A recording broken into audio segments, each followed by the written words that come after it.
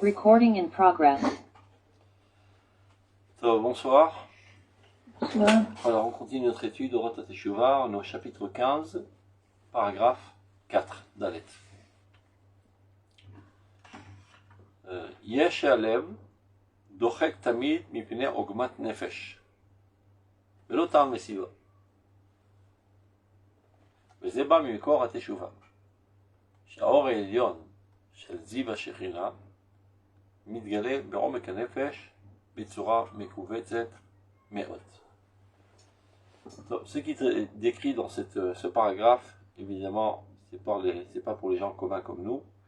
Il s'agit de très très grands saints, très grands tzadikim, qui sont en contact constant avec la divinité, comme on l'a vu dans les piscotes précédentes, qui n'arrêtent d'être en contact, même ne serait-ce qu'une seule seconde.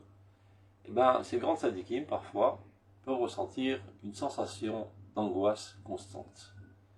Alev, dochek, tamid, c'est-à-dire ogmat nefesh. Ils ressentent un sentiment très oppressant. Et ils n'arrivent pas à comprendre quelle en est la cause. Belotam mesiba. C'est pas qu'ils ont fait une faute, alors ils se morfondent pour leur faute. De manière générale, ils se sentent étouffés. Alors on explique d'où cela provient, cette sensation. Débat Mimekor HaTeshuvah. Ceci provient de la source de la Teshuvah. Et pourquoi? שהאור העליון של זיו השכינה מתגלה בעומק הנפש בצורה מכווצת מאוד. C'est des gens pour qui la Shekhinah normalement réside sur eux de manière constante. Et là, elle a un empêchement quelconque qui fait qu'elle n'apparaît que de manière très très partielle, מכווץ מאוד, très étouffée. En fait, ça découle du fait qu'il y a des fautes. Évidemment, ce ne sont pas de nos fautes à nous, mais comme on l'a expliqué à plusieurs reprises, Avonotechem ayum avdilim bini ubenechem. Les fautes réalisent un écran entre nous et Dieu. Et chacun ses fautes. Chacun ses fautes. Il y a des gens pour qui un certain comportement est totalement normal, mais pour des géants de l'histoire, ils ne peuvent pas se permettre un tel comportement, et pour eux, c'est considéré comme une faute, et ça empêche la lumière divine d'apparaître en eux, et cet empêchement leur donne une sensation d'étouffement total, de perdre le sens de vie, par exemple, parfois même. Que faut-il faire dans une telle situation?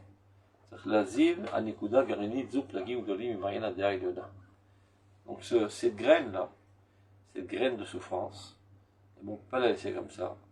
Il faut faire couler dessus des torrents de connaissances suprêmes, c'est-à-dire de s'adonner d'Afka à l'étude des aspects les plus profonds de la Torah.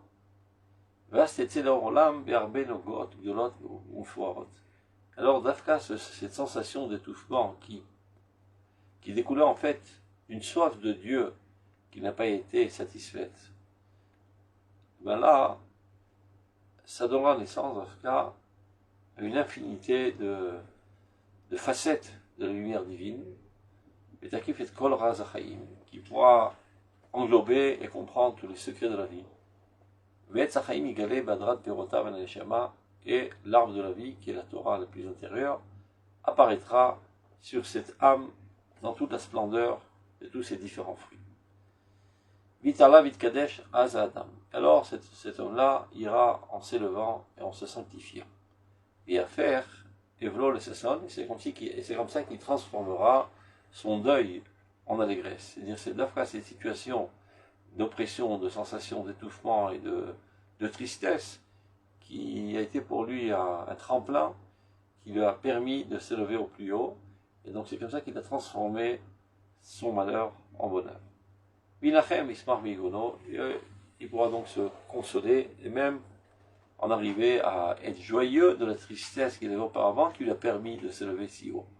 Comme le dit le Pasuk, on fait l'homme chosher, et net ivrim tir'ena. Même dans les nuages et l'obscurité, les yeux des aveugles arriveront finalement à voir. Donc ça, c'est une capacité de transformer toujours les manques en avantages. Et cette capacité est donnée à tous ceux qui appartiennent à la lumière messianique. Il est marqué dans les sources saintes que dans le ciel, il y a aussi une yeshiva, et pas tout le monde peut y être accepté. Il y a un examen d'entrée dans cette yeshiva. De quelle yeshiva s'agit-il? La yeshiva du Mashiach. Et ben on fait un examen d'entrée pour voir si on est apte à adhérer à cette yeshiva. Quel est l'examen d'entrée? C'est de savoir si, durant ta vie, dans ton corps, tu étais capable de transformer l'amertume en douceur et l'obscurité en lumière. C'est-à-dire, il y a parfois des gens qui sombrent dans les problèmes, dans les malheurs, et se laissent aller, se laissent morfondre, et ils vont de mal en pire. Il y en a d'autres qui savent transformer les manques en avantages, et qui comprennent qu'en fait, que les douleurs et les manques ne sont pas là par fruit du hasard, mais ça vient de la providence divine, comme stimulant pour nous faire grandir. Que ce soit à l'échelle individuelle, familiale, nationale ou même universelle, tous les crises que l'on rencontre, en fait, il faut les transformer en challenge, c'est-à-dire en facteurs qui nous permettent de grandir. Top. Piskahi.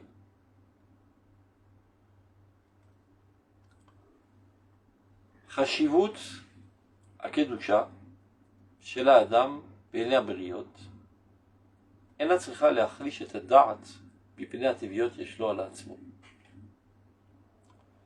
C'est-à-dire l'importance de sainteté de l'homme aux yeux des créatures. Parfois il y a des rabbins qui sont entourés d'adeptes qui n'arrêtent de lui baiser la main, de lui faire des courbettes, de le flatter, etc. etc. Le pire, c'est qu'il pourrait se prendre au sérieux et véritablement croire qu'il est important. Ça, c'est le pire des dangers qui puisse arriver au rabbin. Car le peuple juif est très respectueux envers la Torah, envers les détenteurs de la Torah. Donc très souvent, on a tendance à magnifier les personnalités, les grandir, leur donner une très grande importance. Alors que la personne elle-même sait exactement ce qu'elle vaut. Mais parfois, à force de recevoir des louanges, on risque de commencer à y croire, et de s'auto-flatter, et de se surestimer, et d'en arriver finalement à arrêter sa critique propre envers soi-même.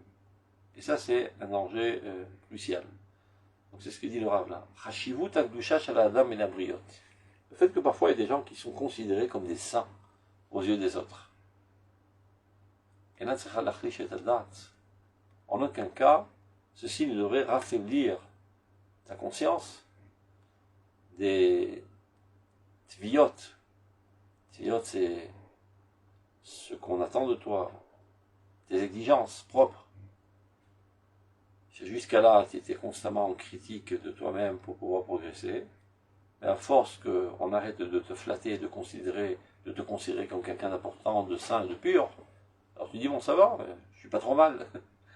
Et j'arrête les exigences envers moi-même, et c'est ça ce qui me freine et qui m'empêche de grandir. Donc faire gaffe. Toute personne qui se trouve être une personnalité respectée, admirée, etc., risque toujours de tomber dans ce piège, et à partir de là, de stagner, voire même de chuter parfois. Donc le Rav nous préserve de ce danger. Chez Hena, il se dote à Teshuvah, car les exigences que nous avons envers nous-mêmes sont les fondements même de la Teshuvah. On l'expliquait à plusieurs reprises, la Teshuvah, c'est une amélioration constante. Et comment arriver à une amélioration constante? Par une critique. Et si tu arrêtes de t'auto-critiquer, parce que tu es ivre de toutes les flatteries que tu reçois toute la journée, eh ben, tu arrêteras de progresser, donc tu te déconnectes du vecteur de la Teshuvah. Donc chez Hen, c'est les exigences envers soi-même. Yesodot la Teshuvah sont les fondements de la Teshuvah. Amevia, l'école Italut, qui elle amène à toute élévation. Si tu te déconnectes un instant de la Teshuvah, ben, tu arrêteras de progresser. Amoshia et Ayachid et Torlam Kulo. C'est elle la seule, la Teshuvah, qui sauve l'individu et le monde entier d'ailleurs. Si le monde ne fait pas d'autocritique, eh ben, il stagnera, et voire même il chutera dans les comportements les plus vils et les choses les plus monstrueuses. Alors que faire si déjà c'est un fait que tu as des admirateurs? Qu'en faire? Tu peux te boucher les oreilles, et je veux pas écouter, et je fais une autosuggestion constante pour me dire, bon, tout ce qu'il dit, c'est du bidon, je ne prends pas ça au sérieux. Et bien le Rav propose autre chose. Que faire des admirations de ton entourage? Alors ça, c'est vrai pour tout le monde. C'est à chacun son niveau. Tu peux être une sommité rabbinique, donc il y a énormément d'admirateurs. Tu peux être un moyen rabbin, ou tu peux être un bon juif, tout simplement, qui a des gens un peu moins bien que toi qui t'admirent. Tu peux être même un petit enfant qui est un enfant plus petit que toi, qui t'admire et qui te flatte, etc. Donc le principe est le même pour tout le monde, chacun à son niveau. Donc, Omnam, Tzricha Yachashivut Azot, Leorer et Trunat Anava. Là, vous allez comprendre la stratégie brillante du Rav. Comment transformer ce danger en avantage. Regardez. Cette importance qu'on t'accorde doit éveiller en toi modestie entière. Parce que tu te dis, regarde comment il me considère, à quelle hauteur il m'évalue, et moi je sais très bien que je n'appartiens pas à ce niveau. Donc j'ai de quoi avoir honte, qu'on me surestime. Et ça m'emplit de modestie.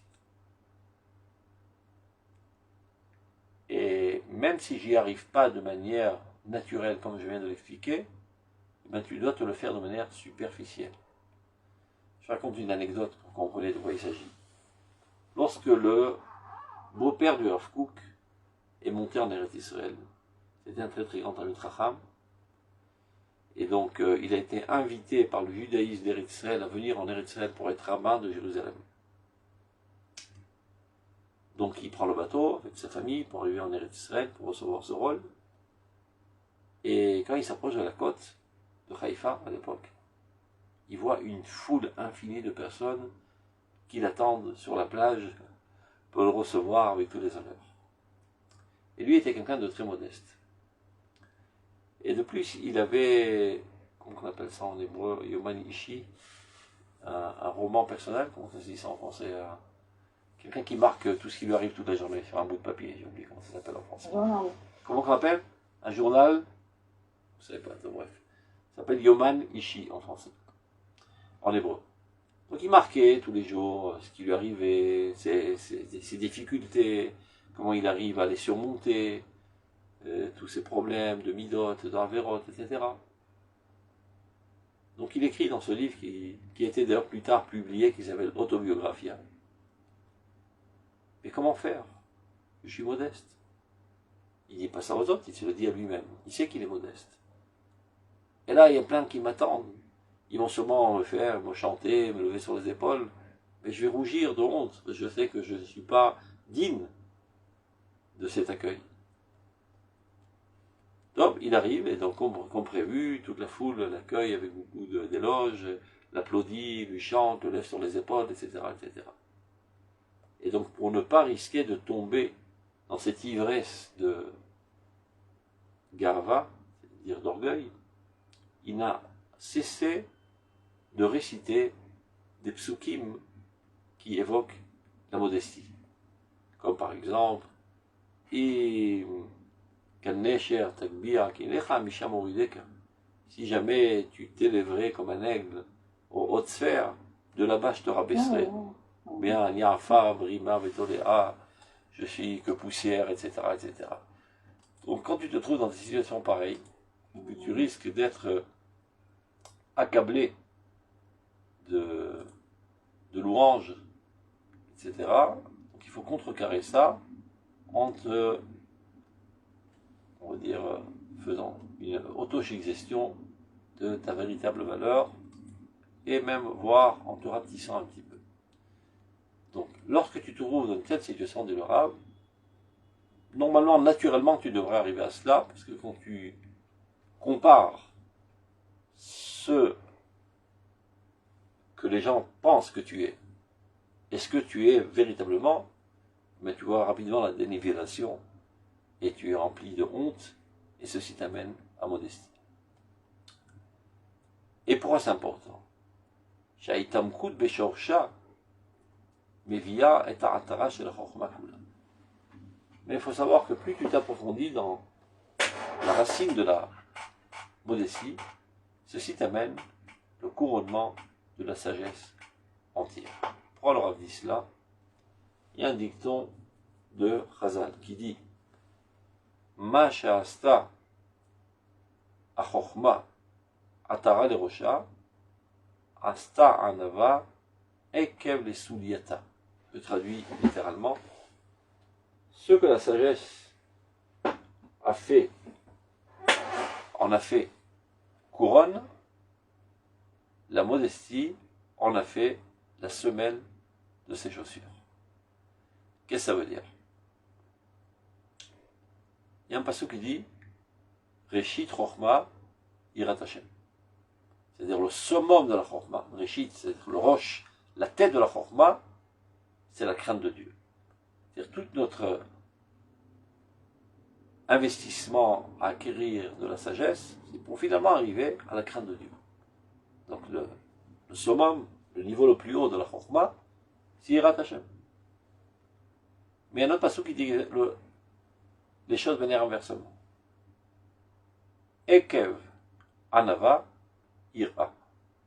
Le talon de la modestie, c'est la crainte. Donc si on veut maintenant mettre de l'ordre, au plus bas se trouve la sagesse, pour arriver à la crainte de Dieu, et cette crainte de Dieu elle-même se trouve être la semelle de l'Arnava, de la modestie. Donc le plus haut niveau, c'est la modestie. Donc dit le Rav, lorsque tu t'approfondis dans la modestie, évidemment que tu acquériras toute sagesse qui se trouve en dessous, 2 étages en dessous de toi. Parce qu'on a Anava, Ira, Chochma. Je reprends le pasouk, les 2 psukim qui paraissent être contradictoires.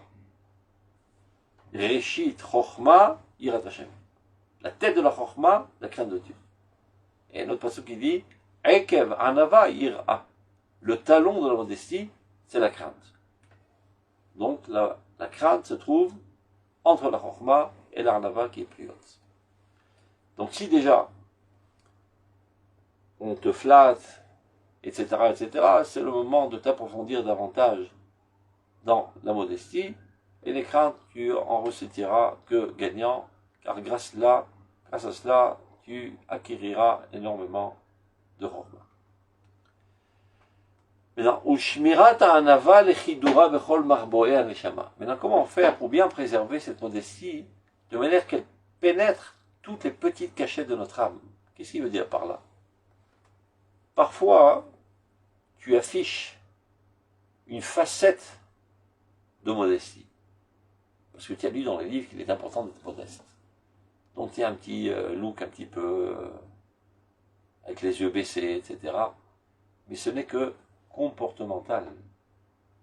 Mais au fond de ta personnalité, tu es bien gonflé. Donc ce n'est pas une véritable anava. C'est une anava de facettes, de vitrine. Dit le Rav, comment préserver cette anava de manière qu'elle pénètre tous les endroits les plus cachés de toi, de ta personnalité.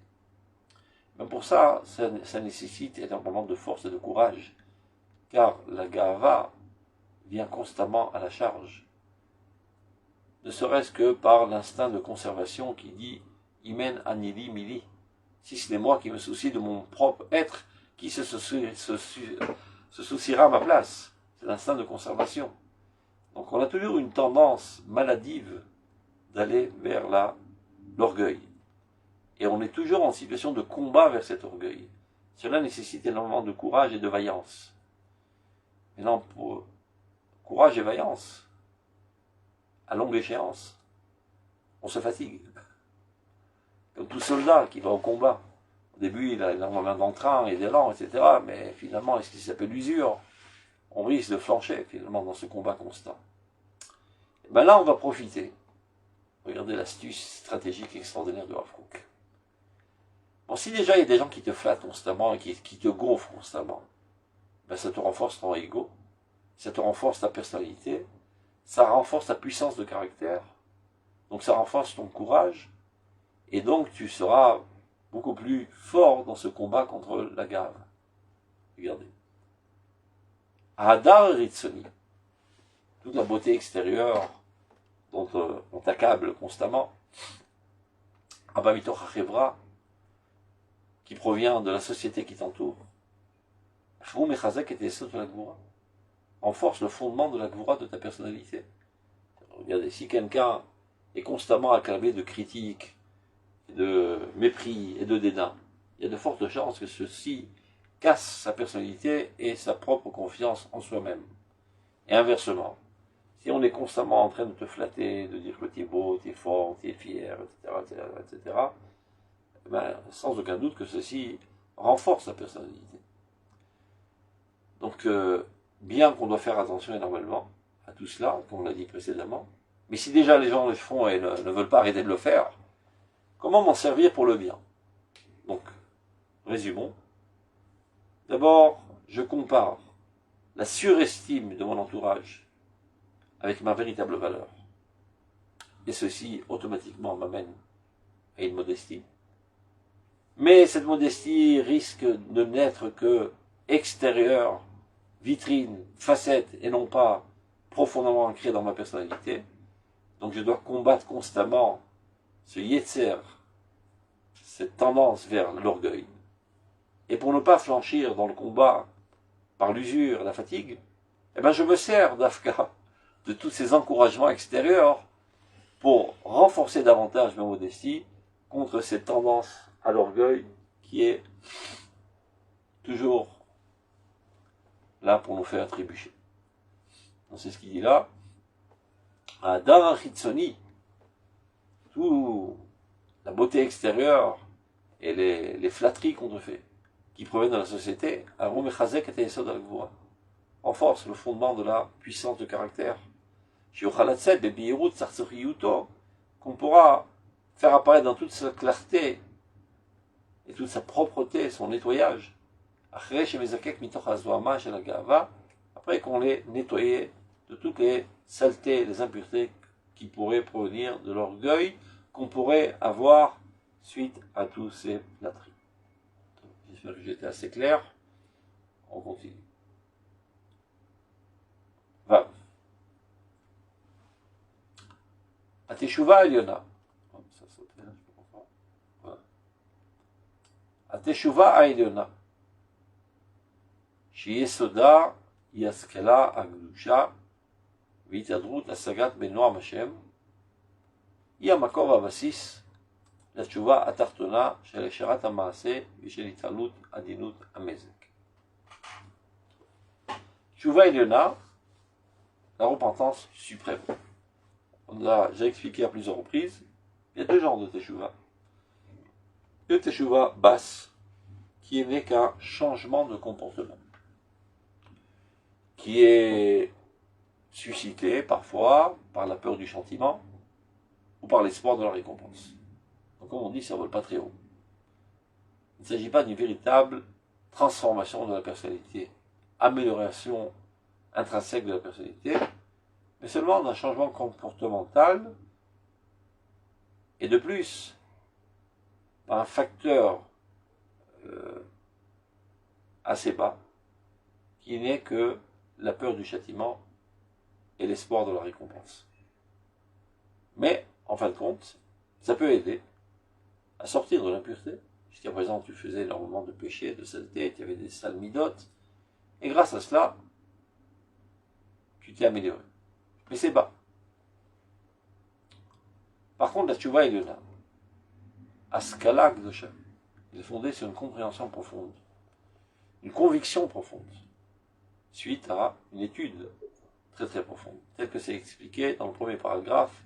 Si vous vous rappelez, on avait parlé des 4 niveaux de la teshuva, tivit, ufanit, nafshit, masoret, emunit, et sikhlit. La teshuva sikhlit, c'est la plus haute.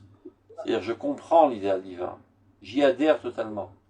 Je ne fais pas ça seulement par espoir de récompense ou peur de châtiment, mais parce que je suis totalement convaincu de la véracité de cet idéal, et ceci m'enflamme et m'enthousiasme. En quelque sorte, je suis associé au divin dans l'avancement du monde vers cette finalité idéale.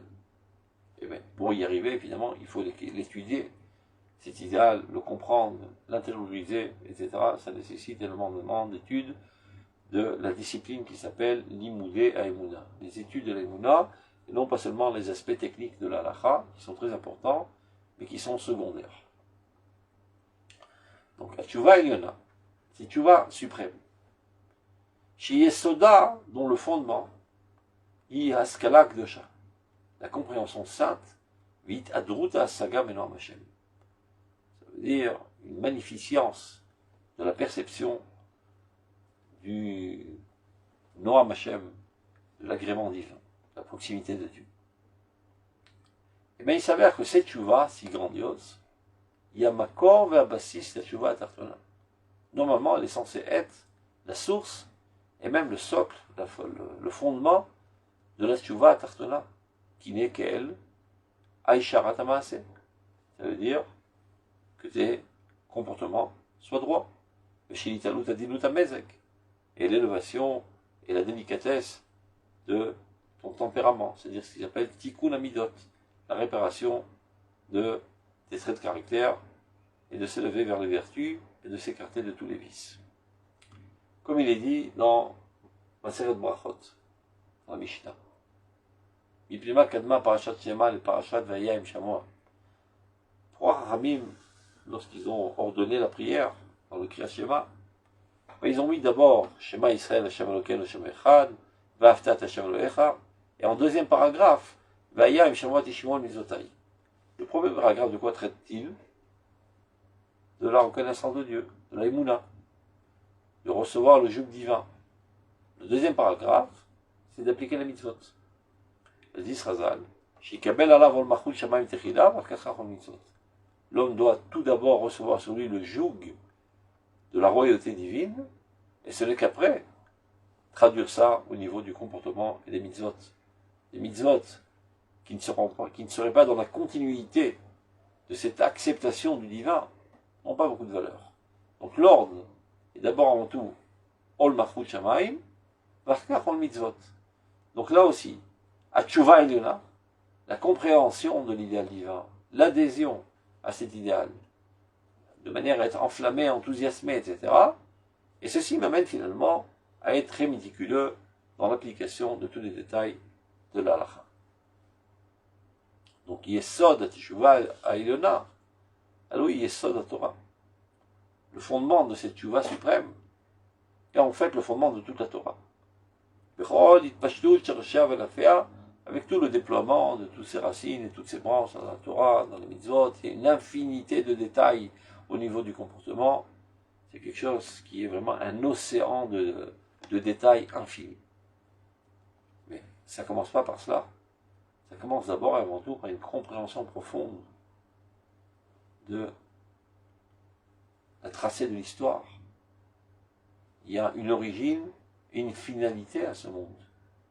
Je ne dis pas qu'il y a une fin, Chas de Shalom, car ce monde est infini du point de vue du temps, mais ce monde a une finalité et un objectif auquel ce monde doit arriver.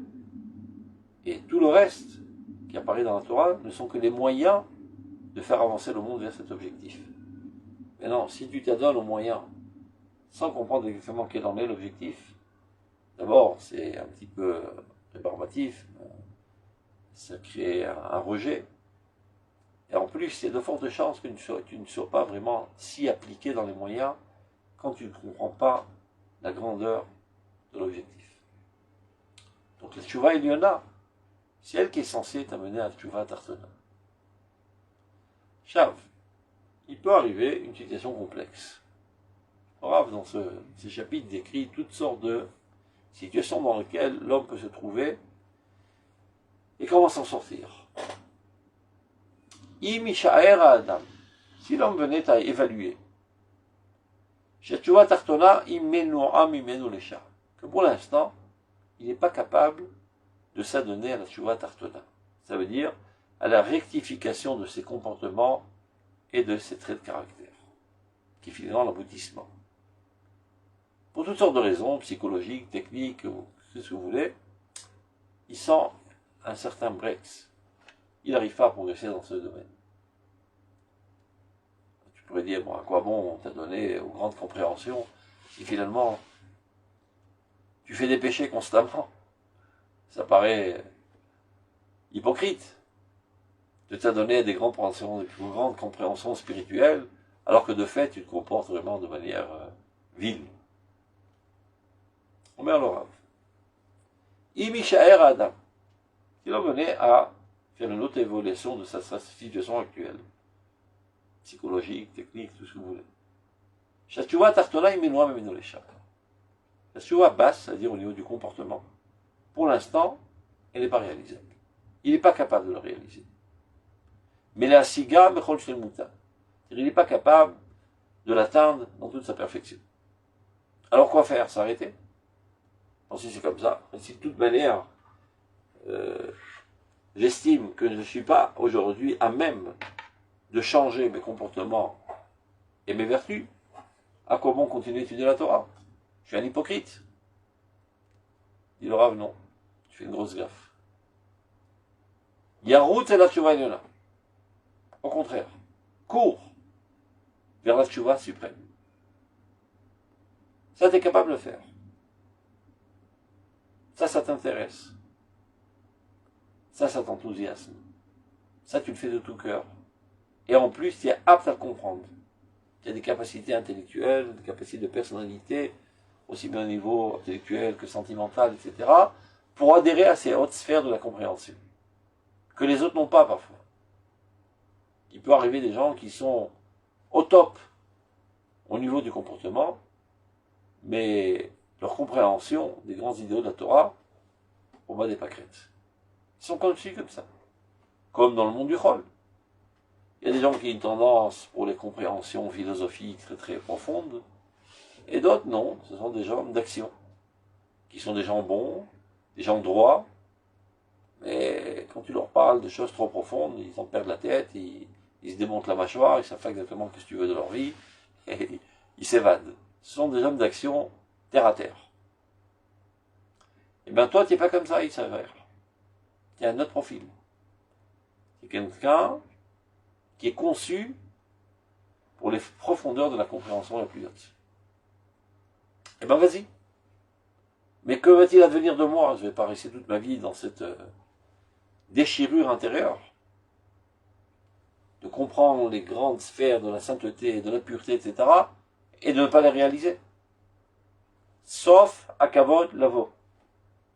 Les craintes. Ceci apparaîtra. C'est une histoire de temps. Tu es en train maintenant de planter la graine. Quand tu plantes cette graine, ça poussera. Patience. Sauf à Kavod Lavo. Kevan, שבחפצו הפנימי הוא נוטה ורוצה לטמם בידו את התשובות. Parce, au plus profond de son désir, il tend et il veut réaliser les deux teshuvot. Prends le Rav le dit, sans quoi, ce serait ce qui est marqué dans Pirkei Avot, Mi shechochmato meruba memarasav, en chochmato mitkayemet. Celui qui a une sagesse plus grande que ses actions, dit Razal dans Pirkei Avot, sa sagesse ne tiendra pas. De quoi s'agit-il? Là-bas, il s'agit de quelqu'un qui, par principe, ne veut pas réaliser. Il pense que c'est de la petitesse, de l'obscurantisme, d'appliquer les mitzvot. Le judaïsme, c'est une théorie philosophique. Donc, c'est un expert en la matière de toutes les théories philosophiques, des hautes sphères de la Kabbale, mais en fait, il est glouton, il est nerveux, il est insupportable, et il fait tous les péchés du monde. Évidemment, toute sa sagesse ne sert à rien. Là, c'est pas de ça qu'il s'agit. Il s'agit de quelqu'un qui comprend profondément qu'on ne peut véritablement s'approcher de Dieu sans être à point au niveau du comportement, au niveau des midot. Mais pour l'instant, il a un blocage. Et il aspire de tout cœur à ce déblocage. Donc il pourrait en arriver à dire, si c'est comme ça, soyons droits avec nous-mêmes, ne soyons pas hypocrites, laissons tomber pour l'instant les hautes sphères de la spiritualité, jusqu'à que d'abord j'établisse les fondements au niveau du comportement. Mais ceci ne réussira pas, dit le Rav. Parce que tu es conçu de cette manière à nécessiter constamment une alimentation spirituelle très très haute. Et sans cela, tu risques de t'assécher et tu n'arriveras jamais au changement comportemental. Donc la stratégie de combat dans une telle situation est exactement le contraire de ce que tu préconises. Cours vers la spiritualité. Approfondis-toi. Et toutes les satisfactions que tu veux dans cette compréhension profonde, dans cet enthousiasme, bien que pour l'instant tu n'aies pas à même de réaliser, n'aie crainte, petit à petit, ceci apparaîtra. Tu es en train d'ensemencer dans le champ de ta vie des graines qui donneront naissance à ces fleurs extraordinaires qui sont les actions et les traits de caractère qui sont les midotes. Ou b'meshech hazman, avec le temps, tevieh ou à teshuva eliona, cette teshuva haute l'amènera, gam l'idée teshuva tachtona, aussi à la teshuva basse, qui est la teshuva au niveau du comportement. Qui est, il explique, Kedushat HaMaasim, la sainteté des actions, c'est-à-dire les mitzvot, dans toute leur précision de l'halakha.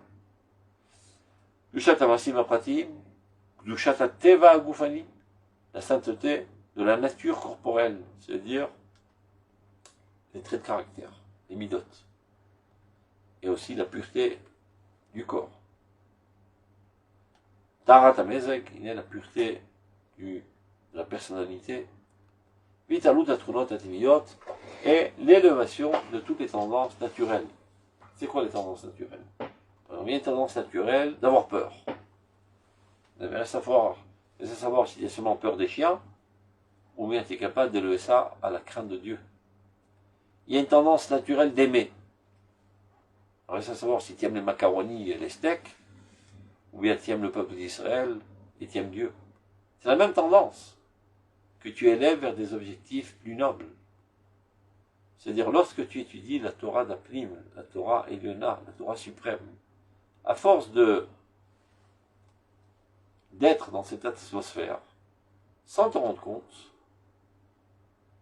toutes tes tendances innées, naturelles, s'élèvent vers d'autres objectifs. Chefetz, le désir, en hébreu, c'est le même mot que chefetz qui veut dire un objet.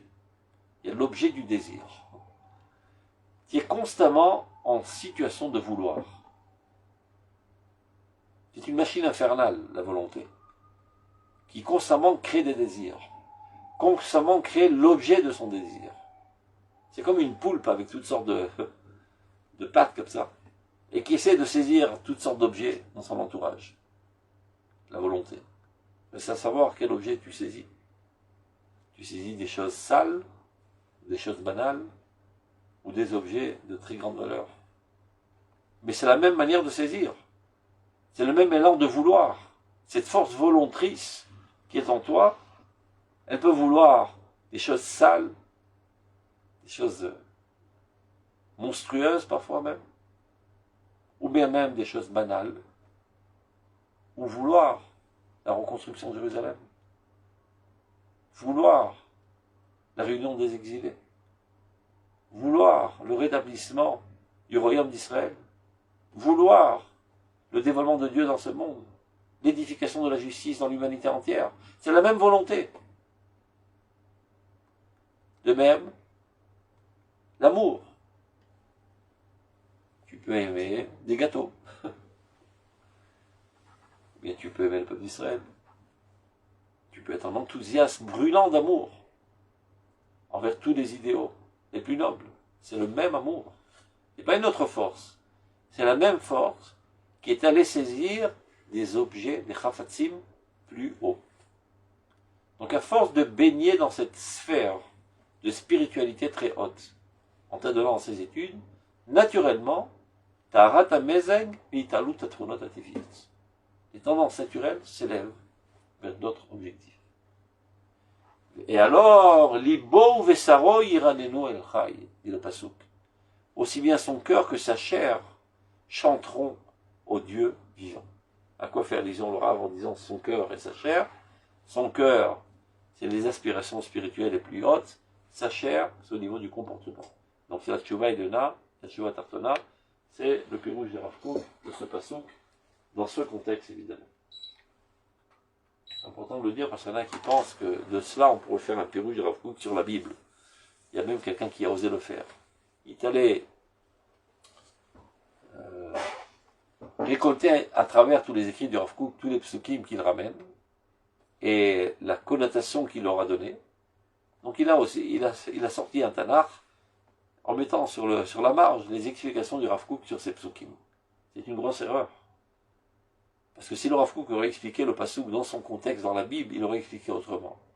Là, il a une pensée qu'il a eu des secrets de la Kabbale. C'est là-bas que le Rav Kook puise toutes ses connaissances.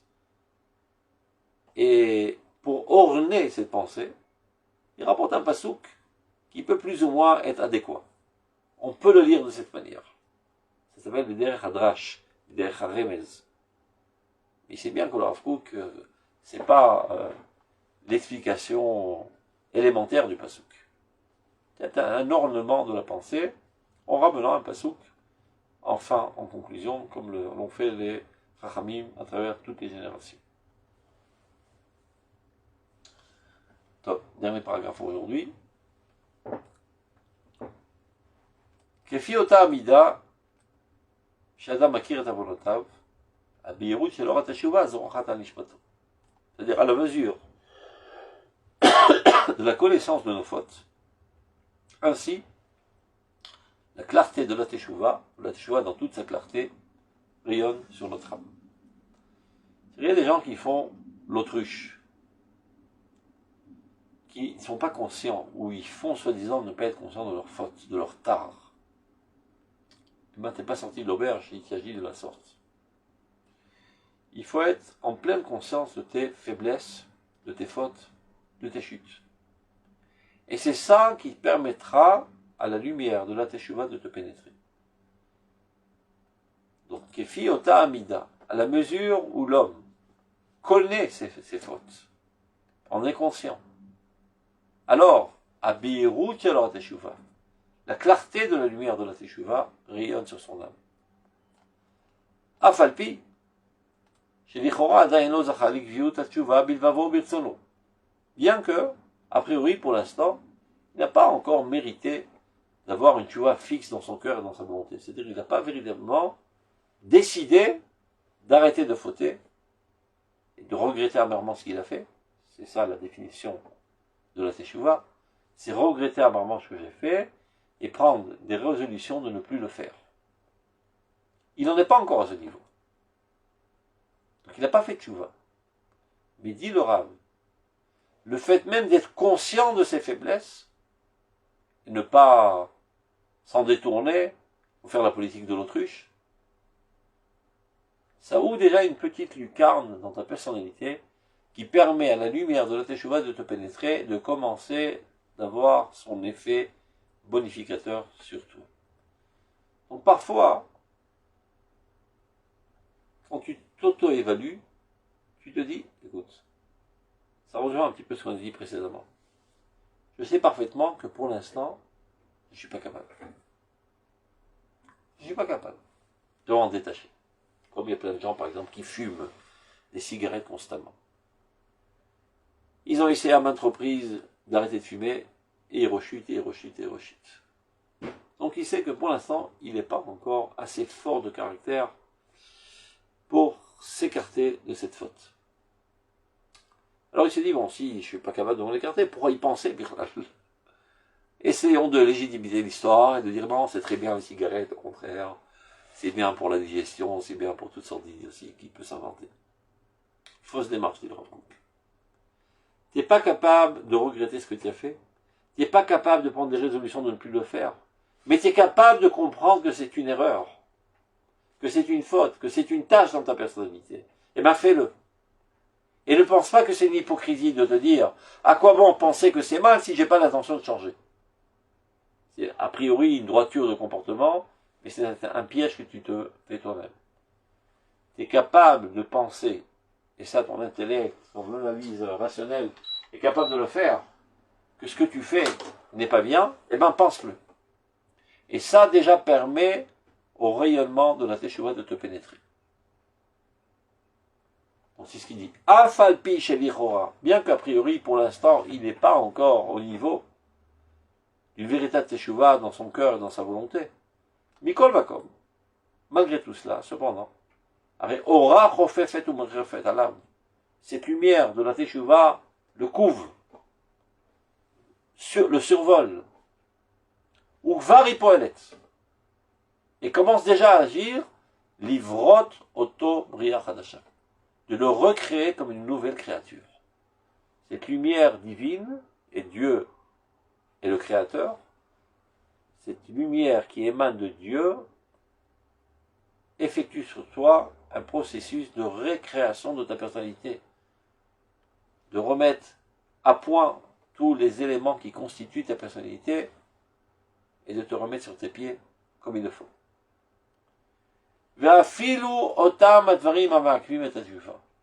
Même s'il s'agit de fautes qui ont tendance à réaliser un barrage à la Teshuvah. On l'a déjà lu une fois, c'est dans le Rambam, Perik Dalet, Kav Dalet Zavrim, Amergvim Atchuvah. Il y a 24 choses, 24 comportements ou bien croyances, etc., dans la personnalité qui réalisent des barrages à la Teshuvah. Donc ils sont des votes gravicismes en tant que tels, et en plus qui t'empêchent de pouvoir vouloir changer et de t'améliorer. Alors tu dis, bon, je suis piégé, je n'y peux rien. Eh bien dis non, le Rav. Même cette chose-là, qui réalise un écran très très fort, un barrage très très fort, si tu en prends totale conscience,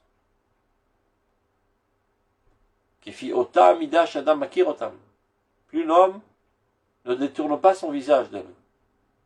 Il est en profonde conscience du mal qui est dans cela. Mais no mali metena v'mtsiutam, il ne tourne pas son regard d'eux. Nasa ikouf chez la haine parkout. Alors leur empêchement devient moindre. Parkout mikocho. Ve'arsiuto mitkatenet. Et son empoisonnement aussi se réduit. Mitorkar, et de ce fait même, or ateshuva matriliot zorech alav. Il n'y a plus tellement de murailles impénétrables. Elle commence à être un petit peu imbimable, cette muraille. Et ben, la lumière de la Teshuvah peut commencer à te pénétrer. Et tu en arriveras finalement à te détacher de toutes ces fautes. Avec Dushat Asimcha Eliona, ces saintetés de joie suprême, Kvan Mitlabesh et Batzmiut Tishpato, commence à s'habiller dans l'essence même de son âme. Il commence à percevoir cette lumière divine qui vient l'animer, qui vient le réconforter, qui vient le chauffer. Il ressent les bras chauds d'Akadosh Baruch Hu qui l'enlace et qui l'embrasse et qui le rapproche de lui. Ceci l'emplit de satisfaction profonde, de courage, de croyance en soi-même.